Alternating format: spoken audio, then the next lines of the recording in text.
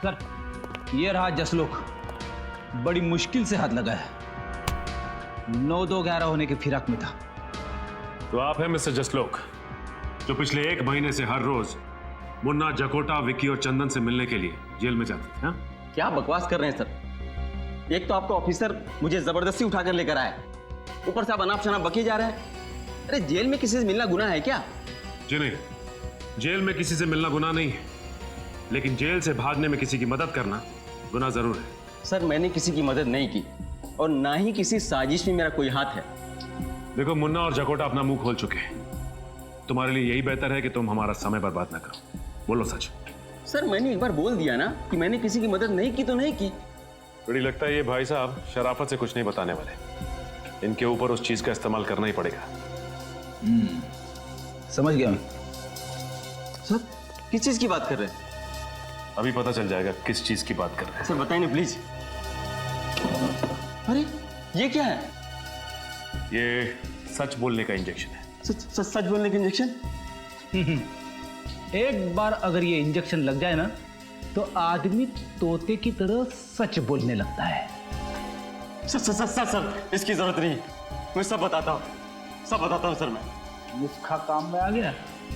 तुम क्यों रुक गए? शुरू हो जाओ। हाँ सर, मैंने उन लोगों को मदद करने का वादा किया था, वो सिर्फ इसलिए कि वो मेरे दोस्त थे। और जेल से निकलने के बाद इन चारों का क्या प्लान था? सर वो मुझे पता नहीं है, मैं तो सिर्फ जेल से निकलवाने में मदद कर रहा था। उसके बदले में वो लोग मुझे 10 लाख रुपए देने वाले थे सर। 10 लाख रुपए? हाँ, गोलियां शायद उस रोशनदान से ही चली हैं। लेकिन एक बात समझ में नहीं आ रही। डॉक्टर तारिका ने कहा था कि एक गोली यहां से 60 डिग्री एंगल से चली और दूसरी गोली यहां से 20 डिग्री एंगल से चली। लेकिन अगर दोनों गोलियां एक ही दिशा से उस रोशनदान से आई तो दोनों कैदियों को अलग अलग एंगल से कैसे लगी? सर, कहीं हम गलत दिशा में तो नहीं जा रहे? नहीं फ्रेडी, दिशा तो सही है, बस देखना यह है कि हवा का रुख किस तरफ है। हवा, दिशा, मैं कुछ समझा नहीं सर। मेरे कहने का मतलब यह है कि इन दोनों कैदियों के खून का उस रोशनदान से कोई ना कोई संबंध जरूर है, लेकिन क्या ये समझ में नहीं आ रहा। कहीं खूनी रोशनदान से तो अंदर नहीं आया? क्या फ्रेडी, रोशनदान के साइज देखा है तुम? इतने छोटे से रोशनदान से एक पूरा इंसान अंदर कैसे आ सकता है? अरे तो क्या सर, गन खुद उड़ के आई अंदर? क्या कहा तुमने? नहीं सर, नहीं, शायद सही कहा तुमने। हाँ, गन उड़ के ही सेल के अंदर आई। गन उड़ के अंदर आई? हो सकता है गन किसी ऐसी चीज के साथ जुड़ी हुई है जो उड़ सकती है, जैसे कि कोई खिलौना। हाँ सर, वो छोटे छोटे खिलौने होते हैं ना, वो हेलीकॉप्टर्स, एरोप्लेन, जिन्हें रिमोट कंट्रोल से उड़ाया जाता है। एग्जैक्टली। दरअसल हुआ कुछ ऐसा होगा कि खूनी रोशनदान के उस तरफ नीचे खड़ा हो, उसके हाथ में रिमोट कंट्रोल होगा, उसने इस रोशनदान के जरिए हेलीकॉप्टर को अंदर भेजा होगा। हेलीकॉप्टर में एक कैमरा फिट होगा जिसके जरिए खूनी देख सकता था कि हेलीकॉप्टर कहां जा रहा है। इसके अलावा हेलीकॉप्टर में एक मैकेनिज्म होगा जिससे वो दोनों गोलियां चली होंगी, जिससे कि विक्की और चंदन की नींद में ही मौत हो गई। ओह, अब समझ में आया, गोलियां 2 अलग अलग एंगल से कैसे चली है।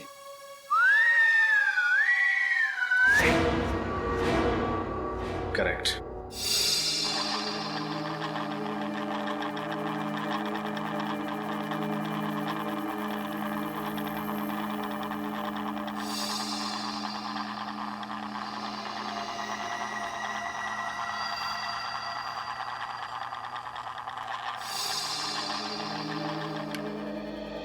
वो हेलीकॉप्टर भी कुछ इस तरह का होगा, इससे ज्यादा बड़ा नहीं हो सकता, नहीं तो फिर वो उस रोशनदान से सेल में घुस नहीं पाता। इसका मतलब ये काम किसी अंदर वाले का ही, जिसे अच्छी तरह से पता था कि रोशनदान की लंबाई और चौड़ाई कितनी है। हो सकता है ये आदमी कोई जेल का कैदी या फिर जेल का ही कोई आदमी, क्योंकि बाहर का कोई आदमी इतनी प्लानिंग से खून नहीं कर सकता। सर, ये मुजरिम भी क्या नए नए तरीके निकालते हैं खून करने के लिए। अगर इतना दिमाग किसी अच्छे काम में लगा दें तो समाज का कितना भला हो सकता है। हाँ, ये बात तो है श्रेया, खूनी ने दिमाग तो बहुत लगाया इसमें। रिमोट वाला हेलीकॉप्टर और रिमोट वाली गन। और इस तरह का हेलीकॉप्टर बाजार में तो मिलता नहीं होगा। खूनी ने जरूर किसी खास दुकान या कारीगर से बनवाया होगा। या शहर में जितनी भी इस तरह की दुकानें हैं जहाँ पे कस्टम मेड चीजें बनती हैं, वहां पता करते हैं। अच्छा, वैसा हेलीकॉप्टर चाहिए था आपको? हाँ क्यों? मुझे लगा ऐसे हेलीकॉप्टर से तो जवान लोग खेलते हैं। क्या मतलब है तुम्हारा? मैं बुड्ढा दिखता हूँ तुमको? मेरा वो मतलब नहीं था सर। तो फिर क्या मतलब था? मुझे सिर्फ इतना बताओ, तुम्हारे पास इस तरीके का हेलीकॉप्टर है या नहीं? नहीं। अरे तो पहले बताना चाहिए था। इतनी देर से टाइम पास कर रहा था क्या? सुबह से कोई मिला नहीं? एक्सक्यूज मी, हाँ जी। आपकी दुकान में रिमोट कंट्रोल से चलने वाला हेलीकॉप्टर मिलता है? नहीं, ऐसा हेलीकॉप्टर तो हमारे दुकान में नहीं मिलता है। अगर ऐसा हेलीकॉप्टर आपकी दुकान में नहीं मिलता है तो आपको पता तो होगा ये कहाँ मिलता है। एक काम कीजिए सर, आगे चले जाइए और पूछ लीजिए, उनको शायद पता होगा कहाँ मिलता है। आपको नहीं पता? नहीं। तो ऐसा बोलो ना।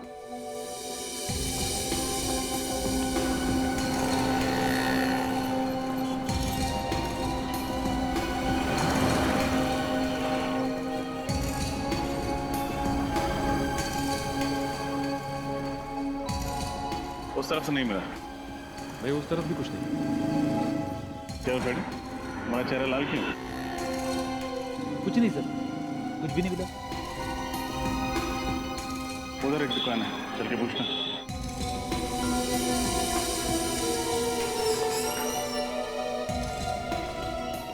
कहिए सर, क्या चाहिए आपको? आपकी दुकान में रिमोट वाला हेलीकॉप्टर मिलता है? हाँ जी मिलते हैं सर। दिखाइए जरा। फिलहाल तो सब बिक चुके हैं, अगर आप कहें तो आपके लिए ऑर्डर से मंगवा देता हूँ। जी नहीं, उसकी जरूरत नहीं। आप हमें सिर्फ ये बताइए कि उस हेलीकॉप्टर पे गन और कैमरा क्यों फिट किया आपने?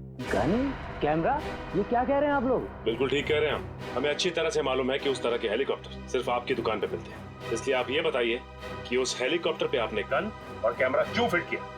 ये आप लोग बेवजह मुझे बदनाम कर रहे हैं। अच्छा, तो आप लोग ऐसे नहीं माने, मैं अभी पुलिस को फोन करता हूँ। लीजिए, आपने मदद मांगने के लिए फोन उठाया ही था और सीआईडी हाजिर। सीआईडी? जी हाँ, सीआईडी। अब बताइए, किसके कहने पर आपने एक खास हेलीकॉप्टर बनवाया था? किसी के नहीं सर। किसी के नहीं? दो खून हुए हैं आपके इस कातिल खिलौने से, और वो भी जेल में। दो खून, वो भी जेल में? ये बताइए कि किसके लिए किया है ये सब आप? बोलो। मैं सच कह रहा हूँ सर, मैं इस बारे में कुछ नहीं जानता। आप नहीं जानते तो शायद कोई और जानता होगा। आपके अलावा और कौन है इस दुकान में? इस दुकान में तो मेरे अलावा बस मेरा आदमी राजेश। कहाँ है राजेश? बुलाओ उसे। वो तो अभी बाहर गया है, बस आता ही होगा। ये लीजिए राजेश, ये लोग सीआईडी से हैं। सीआईडी? रुक।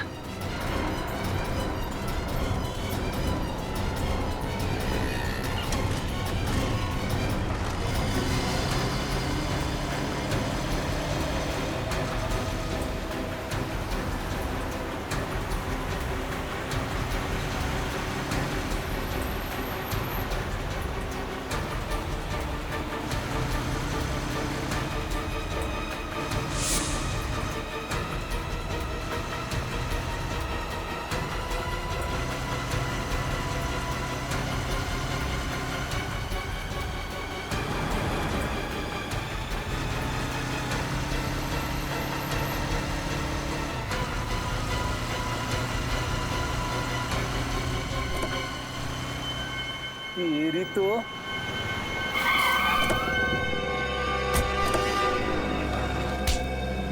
कहाँ भाग रहे थे? अगर हेलीकॉप्टर में भागते तो शायद बच भी जाते, लेकिन अफसोस।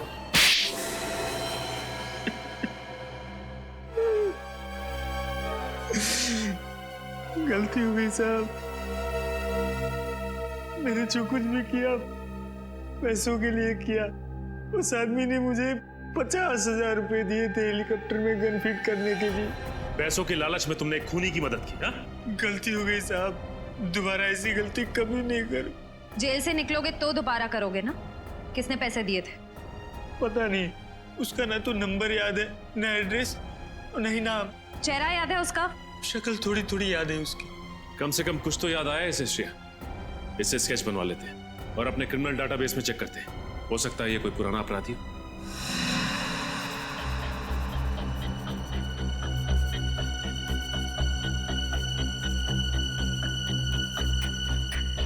आंख सर थोड़ी सी छोटी और थोड़ी सी लंबी।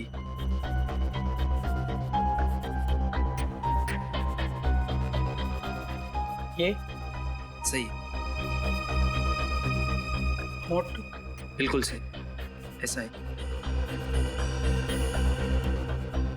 और बाल सर? बाल बाल छोटे छोटे थोड़े से और सुनहले सुनहले कलर का। हाँ सर, स्केच रेडी है।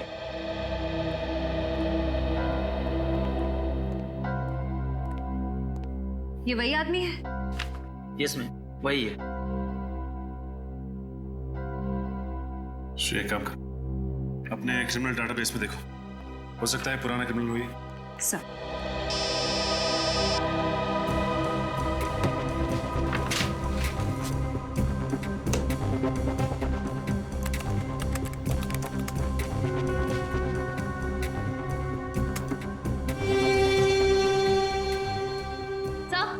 ये जगन नाम का पुराना मुजरिम है सर।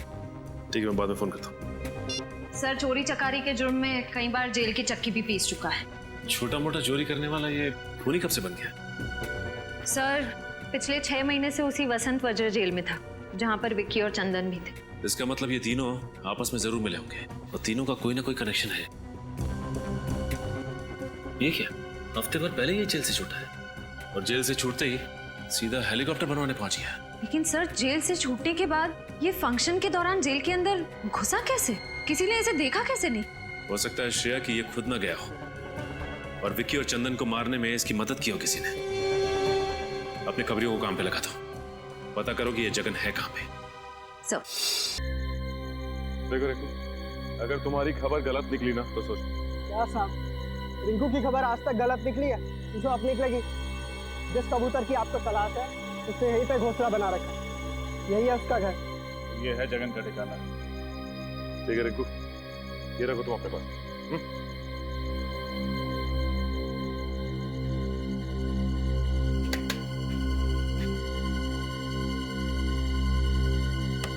कौन है? दूध वाला। इस वक्त? ओए, ये कोई दूध देने का टाइम है क्या? भैंस का जब मन करता है ना तभी वो दूध देती है। सुबह दूध नहीं दिया तो इसमें मैं क्या कर सकता हूँ? आज तक तो तेरी भैंस सुबह ही दूध देती थी, अबे रात को कब से देने लगी? क्या करें, सीआईडी के आने का कोई वक्त ही नहीं है। सीआईडी? बोल, क्यों मरवाया तूने विक्की और चंदन को? मेरी कोई दुश्मनी नहीं थी विक्की और चंदन के साथ। अगर तेरी कोई दुश्मनी नहीं थी तूने मरवाया क्यों? तुम पैसों के लिए। किसने दिए थे पैसे? बताओ, किसने दिए थे पैसे तुम्हें ये सब काम करवाने के लिए?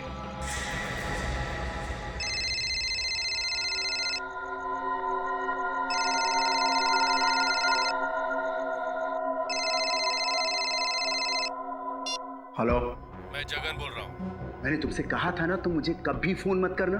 देखो, मैं तुमसे मिलना चाहता हूँ। तुम्हारा दिमाग तो खराब नहीं हो गया?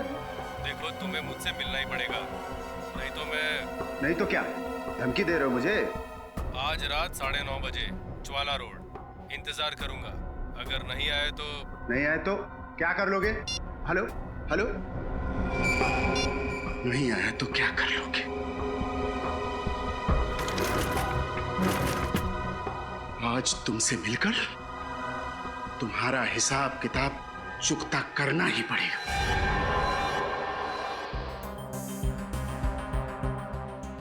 अब तो मैंने आप लोगों का काम कर दिया है, अब मैं जाऊं सर? अरे ऐसे कैसे जाने दे? अभी तक तो तुमने इंसाफ का आटा गूंदा है, प्रायश्चित की रोटी तो पकानी अभी बाकी है। इंसाफ का आटा, प्रायश्चित की रोटी? मैं कुछ समझा नहीं सर। तुमने खूनी को हमारे बनाए हुए जाल में तो बुला लिया, लेकिन तुम्हारा काम अभी खत्म नहीं होता है। उसे गिरफ्तार करने के लिए तुम्हें हमारे साथ चलना। नहीं सर, मैंने उसे धमकी देकर उसे बहुत गुस्सा दिला दिया। अगर मैं वहां गया ना तो वो मुझे भी मार डालेगा। बड़ा डर लग रहा है तुम्हें मौत से? उस वक्त एक बार भी नहीं सोचा जब जेल में 2 कैदियों को मौत के घाट उतारने की प्लानिंग चल रही थी? सर, मैंने जो कुछ भी किया उसके लिए मैं बहुत शर्मिंदा हूं। मैं आप लोगों से वादा करता हूं सर कि आज के बाद मैं कोई भी गुनाह नहीं करूंगा। कैसे करें तुम्हारे वादे पे यकीन?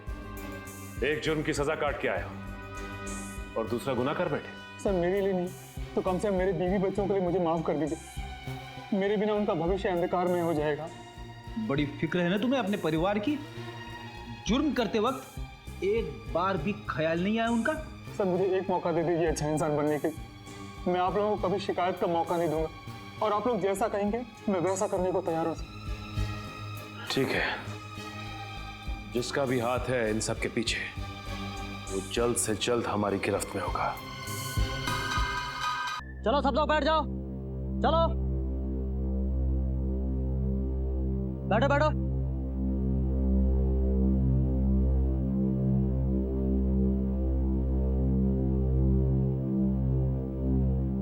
आप सब लोग का स्वागत है। अब कार्यक्रम का आनंद लीजिए।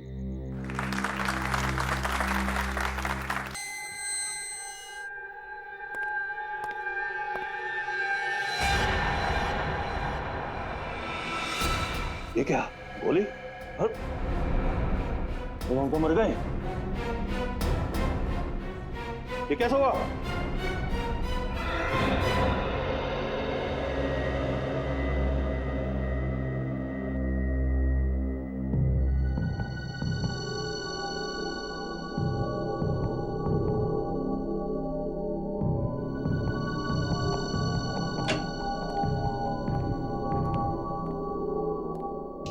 मेरी अनमोल चीज कहाँ चली गई?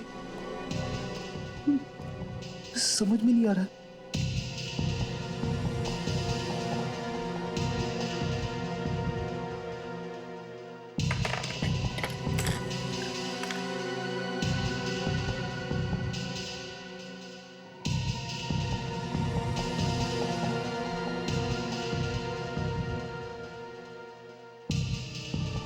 एसीपी साहब का डेस्क चेक करूं क्या?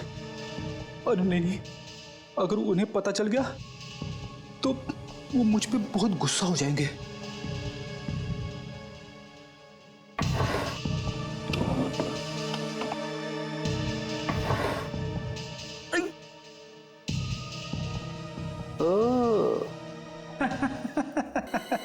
मिल गया मिल गया मिल गया, मेरा अनमोल पेन मिल गया।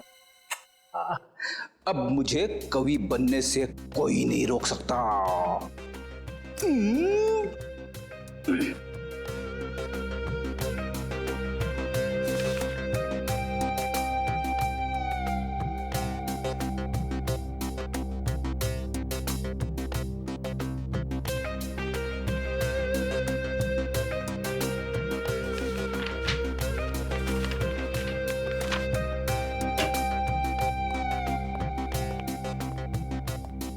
क्या बात है फ्रेडी? अपने आप से क्या बातें कर रहे हो? बात ही कुछ ऐसी है। भाई ऐसी क्या खुशी की बात है, हमें भी तो बताओ। सुनना तो आपको पड़ेगा ही। मैं जानता हूं सर, एक आप ही है जो मेरी कला की कदर करते हैं। तुम्हारी कला की कदर? ये कागज क्यों फैला है यहाँ पे? इन्हें कागज मत कहिए सर, ये एक कवि के दिल के अनमोल रतन है। कवि के दिल के अनमोल रतन? लेकिन ये कवि कहाँ है? यहीं पे है, इसी बीरो में, आपके सामने खड़ा है। तुम कवि भी हो? क्या बात है। मैंने ऐसी ऐसी कविताएं लिखी है सर, जिन्हें सुन के आपका दिल पसीज जाएगा, आपकी आंखों में से आंसू बहने लगेंगे। तो क्या बात है, सुनाओ। सुनाऊं?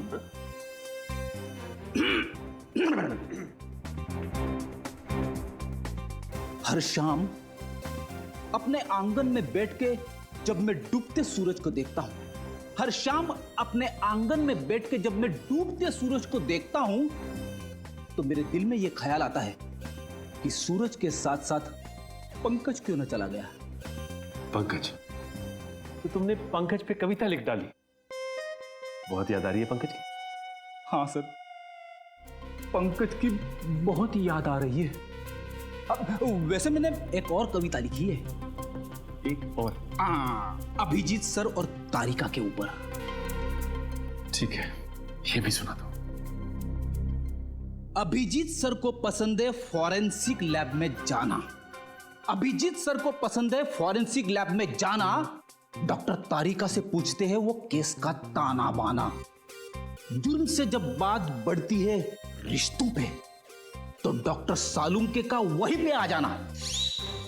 ये बहुत प्यारी कविता थी, मेरा दिल तो पसीज गया। उससे पहले मेरी आंखों में आंसू आ जाए प्लीज, बस।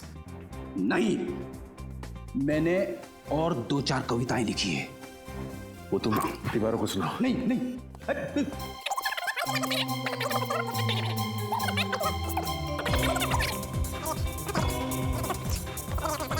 प्लीज फ्रेडी, बस बस प्लीज। थैंक गॉड, सही समय पे फोन आ गया। हेलो, क्या खून? दो खून, वो भी जेल में?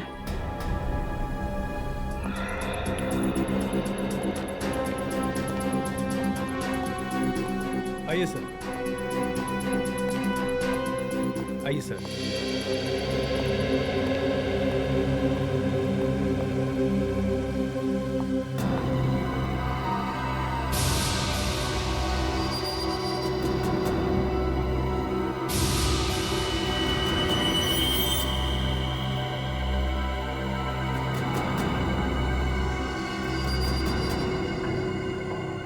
शरीर पे और कहीं भी कोई चोट या जख्म का निशान नहीं है। इसकी मौत गोली लगने की वजह से ही हुई है।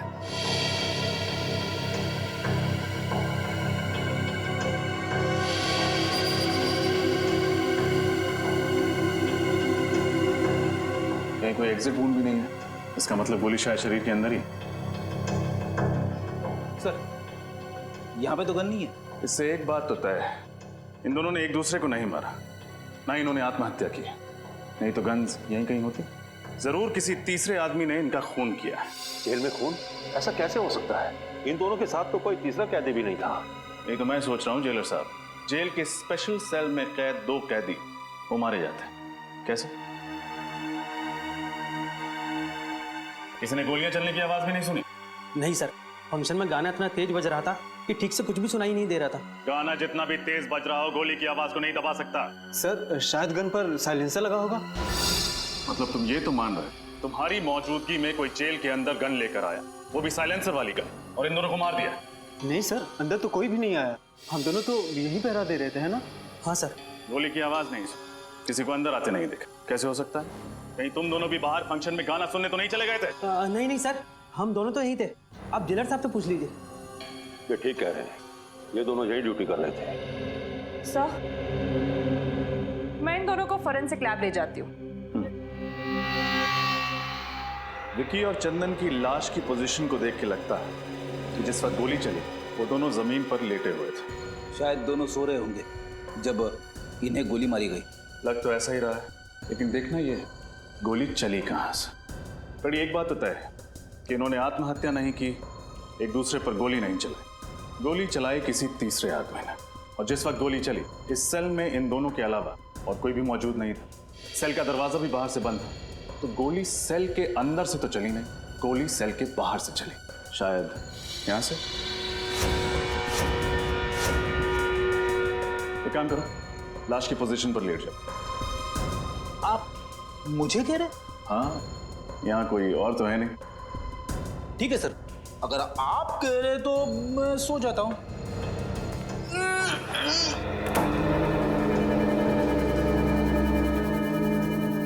Ready ready? अरे सर, सचमुच गोली मत मार देना। घबराओ मत, बंदूक खाली है। यहाँ से पूरी बंदूक को अंदर घुसाना तो मुश्किल है, बाहर से भी गोली चलाई होगी तो जाके लगेगी सामने वाली दीवार में। इस एंगल से विक्की और चंदन को गोली मारना तो नामुमकिन है। गोली यहाँ से तो नहीं चली होगी, तो फिर गोली कहाँ से चली? हो सकता है वहां से। रोशनदान से? मगर रोशनदान तो काफी ऊंचा है और उस पर नेट लगी हुई है। सो तो है फ्रेडी। एक काम करते हैं, मैं बाहर जाके रोशनदान को चेक करता हूँ, तुम जाके जेलर साहब से मिलो, उनसे विक्की और चंदन के बारे में पूछताछ करो। उठ जाऊं? जेलर साहब बाहर हैं, उठना तो पड़ेगा ही।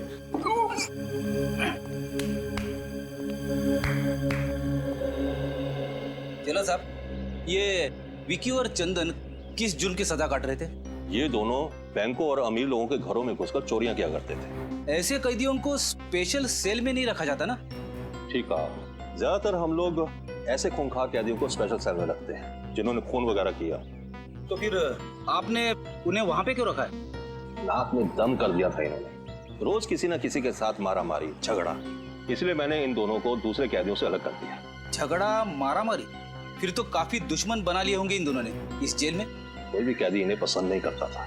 जेलर साहब, खून किसी कैदी ने किया है, लेकिन सर उनकी सेल के बाहर हमेशा सिक्योरिटी गार्ड का पहरा रहता था।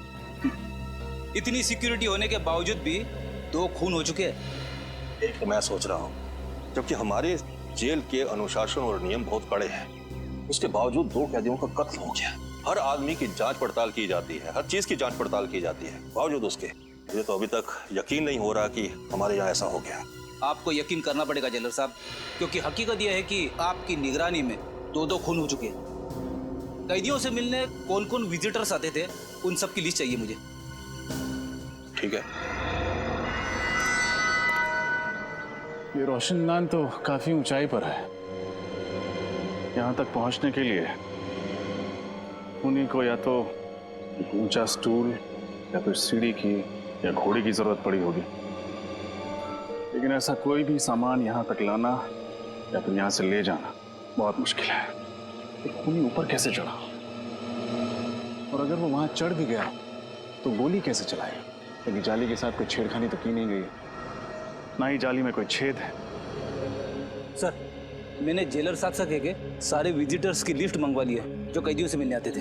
Very good. हाँ डॉक्टर तारिका।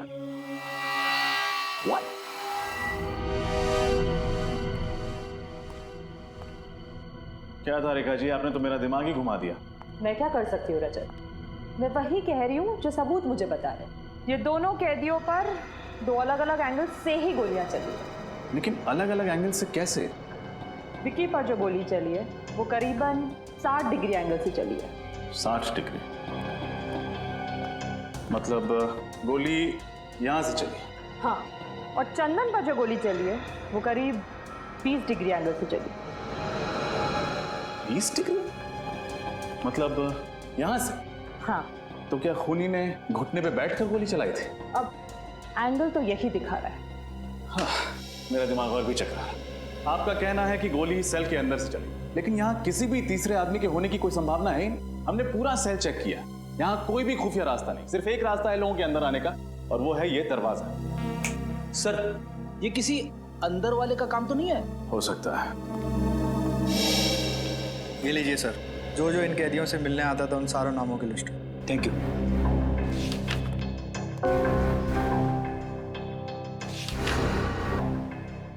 ये देखिए सर, जसलोक नाम का एक आदमी है जो पिछले 1 महीने से 2 कैदियों से मिलने हर रोज जेल में आ रहा है। दोनों कैदियों के नाम? मुन्ना और जकोटा। मुन्ना और जकोटा से मिलते हैं। जल्दी आओ। ये मुन्ना है और ये जकोटा। स्पेशल सेल की 7 वाली जेल में रखा गया है इनको।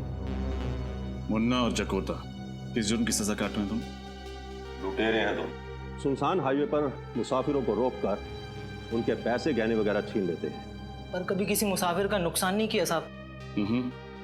मुसाफिरों को नुकसान नहीं पहुंचा, लेकिन जेल के अंदर 2 खून कर दिए। 2 खून? साहब ये क्या कह रहे हैं आप? किसी का खून करने के बारे में हम कभी सोच भी नहीं सकते। बनो मत। विक्की और चंदन के साथ तुम दोनों का 36 का आंकड़ा था ना? 36 का नहीं, 37 का कहिए। कोई दिन ऐसा नहीं गया जब इन दोनों की उन दोनों के साथ तू मैं ना हुई हो। कई बार तो हाथापाई की नौबत आई है। साहब, विक्की और चंदन को तो आपने अलग सेल में बंद कर दिया था, फिर हम उन्हें कैसे मार सकते हैं साहब? मार सकते हैं, जरूर मार सकते हैं। अपने उस साथी की मदद से जो पिछले 1 महीने से हर रोज तुम दोनों से यहाँ मिलने आता। साथी? आप लोग किस साथी की बात कर रहे हैं साहब? जसलोक की बात कर रहे हैं। जसलोक? वो तो वो क्या? जसलोक का नाम सुनते ही तुम दोनों के पसीने के छूटने लगे। आप लोग गलत समझ रहे हैं साहब। हमारा और जसलोक का ऐसा कोई इरादा नहीं था साहब। तो फिर क्या इरादा था? सच सच बता दो, वरना जसलोक से तो सच निकलवा ही लेंगे हम।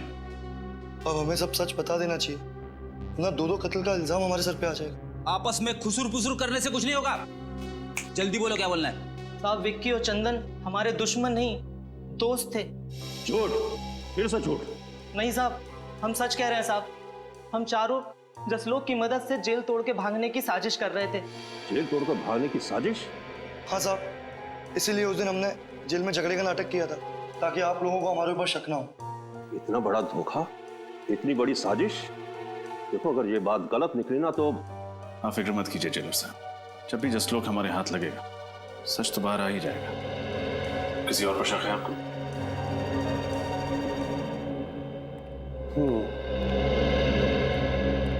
ये अजय और वो सत्तू, इन दोनों की भी बहुत बहसबाजी हुआ करती थी विकी और चंदन के साथ। बहस तो होगी ना साहब, वो दोनों हर वक्त झगड़ा करने का बहाना ढूंढते रहते थे। हाँ हाँ साहब, बिना झगड़ा करे उनका तो खाना ही हजम नहीं होता था। हाँ। कहीं तुम दोनों का झगड़ा जकोटा और मुन्ना जैसा नकली तो नहीं था? नकली? नहीं साहब, ये क्या कह रहे हैं आप? लो, तुमने अपने ही मुंह से कह दिया कि झगड़ा असली था। इसका मतलब तुम लोगों के पास ठोस वजह थी उन दोनों की जान लेने की। नहीं साहब, हम खूनी नहीं हैं, हम तो मामूली चोर उचक्के हैं, और हम खून क्यों करेंगे उनका? हाँ साहब, वैसे भी जेलर साहब ने उन दोनों को जब से स्पेशल सेल में डाला है तब से हम दोनों का वहाँ आसपास भटकना भी मुश्किल हो गया था। जेलर साहब, ऐसे कौन कौन से लोग हैं जो स्पेशल सेल में जा सकते हैं? सबसे ज्यादा तो इस मनोहर का जाना आना होता था उस सेल में, यही उस सेल की साफ सफाई किया करता था। हाँ साहब, मेरी बदकिस्मती थी कि मैं ही उस सेल की साफ सफाई करता था। क्यों, ऐसा क्या हुआ था? हाँ साहब, बेवजह झगड़ा करते थे, धक्का मारते थे, कई बार तो उन्होंने थप्पड़ भी मारे थे। अरे वो दोनों तुम्हें मारा पीटा करते थे, ये बात तुमने मुझे पहले क्यों नहीं बताई? साहब, उन्होंने मुझे धमकी दी, अगर मैंने किसी शिकायत की तो मुझे और मारेंगे। मनोहर, कहीं ऐसा तो नहीं कि वो दोनों तुम्हें बहुत तंग करते थे इसलिए तुम्ही ने उन दोनों का? साहब, मैं तो उनके पास जाने से भी डरता था। मैं उनकी जान कैसे लूंगा साहब? मच्छर था साहब, उनके सामने में एक मच्छर। जेलर साहब, क्या हो रहा है आपकी जेल में? स्टाफ की पिटाई हो रही, दो कैदियों का खून हो गया। मैं तो खुद हैरान हूं। मुझे तो लगता था कि मेरी जेल में प्रशासन ठीक से चल रहा है, मगर तुम कौन हो? ये धनसुख है, चाय वाला। ये भी उस सेल में जाया करता था सुबह शाम चाय देने के लिए। अरे क्या हुआ धनसुख?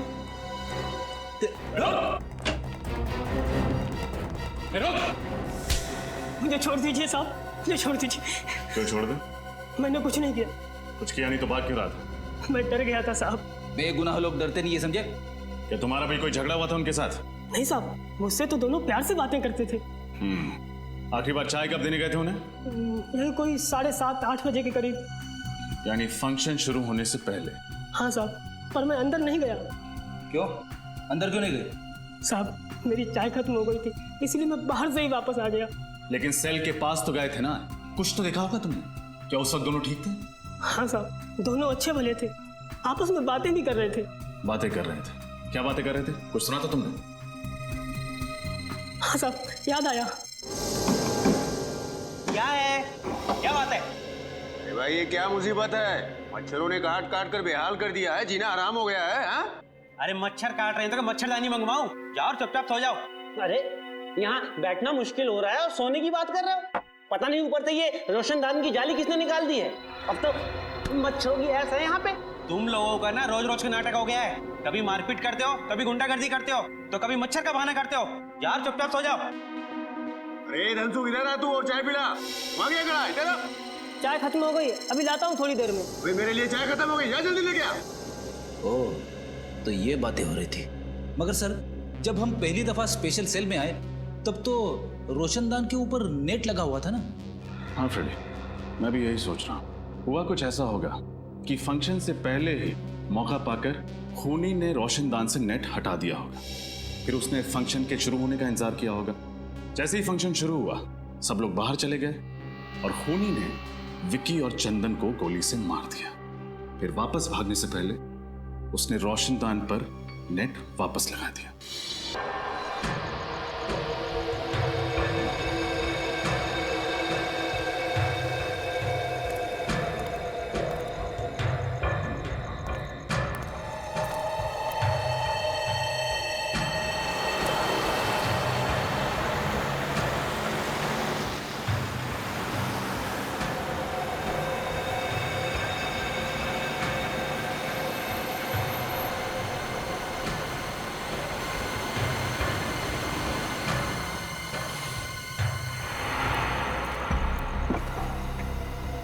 अच्छा हो जो तुम आ गए। मुझे सीआईडी की धमकी देने की तुम्हारी हिम्मत कैसे हुई? देखो, सीआईडी तुम्हारी वजह से मेरे पीछे पड़ी है।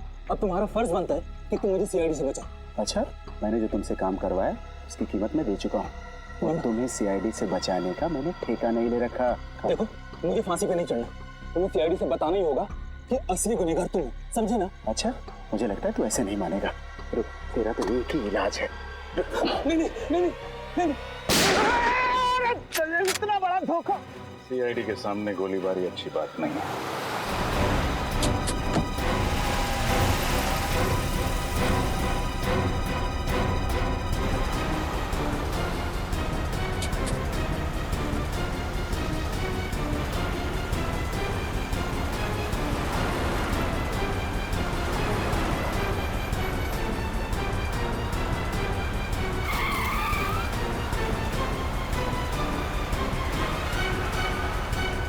जिस तरह से गाड़ी चला रहा है कहीं किसी को नुकसान ना पहुंचा दे।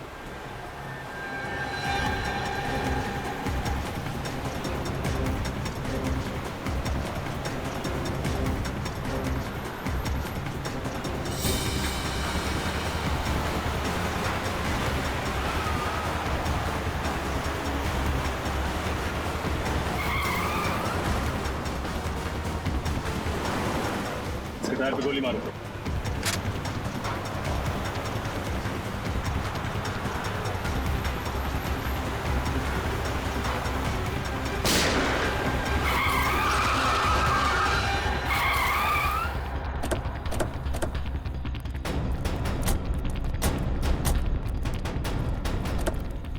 विजय बाबू, खेल खत्म तुम्हारा। जाने दो मुझे, चल जाने दे। जाने दे। शर्म आनी चाहिए तुम्हें। कानून की सेवा करते और दो कैदियों का खून का डाला।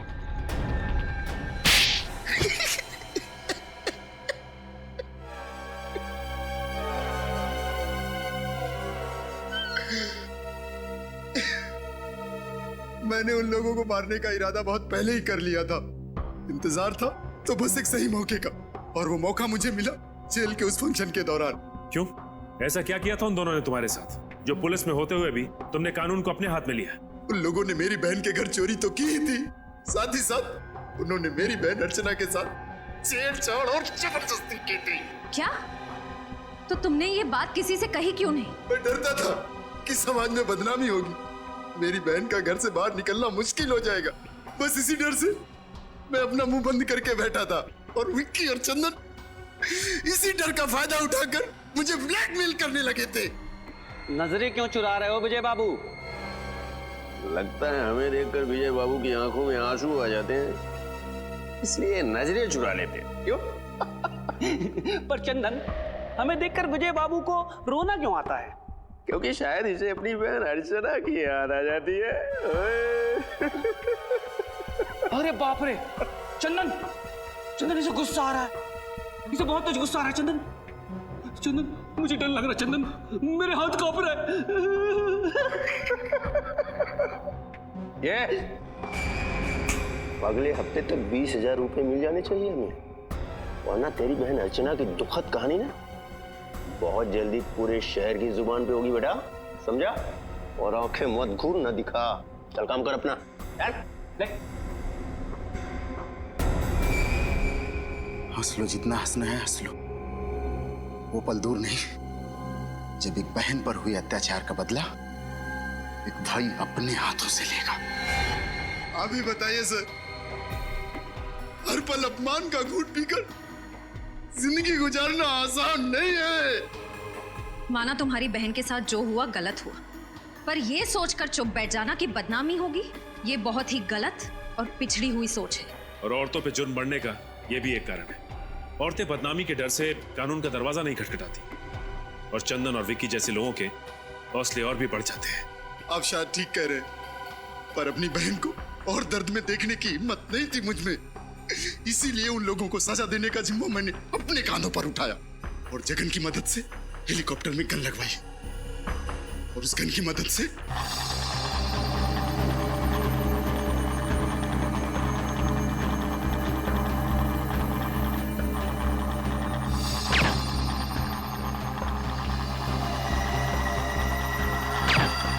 माना कि तुमने जो किया अपनी बहन का बदला लेने के लिए किया, पर अगर बदले की आड़ में हर इंसान जुर्म करने लगे तो समाज में जंगल राज फैलने में देर नहीं लगेगी। मैंने जिन लोगों को मारा वो कोई अच्छे लोग नहीं थे। ये सही है कि वो लोग अच्छे नहीं थे, लेकिन गुनाह तो फिर भी गुनाह होता है, और तुम्हें क्या सजा देनी है यह अब अदालत तय करेगी।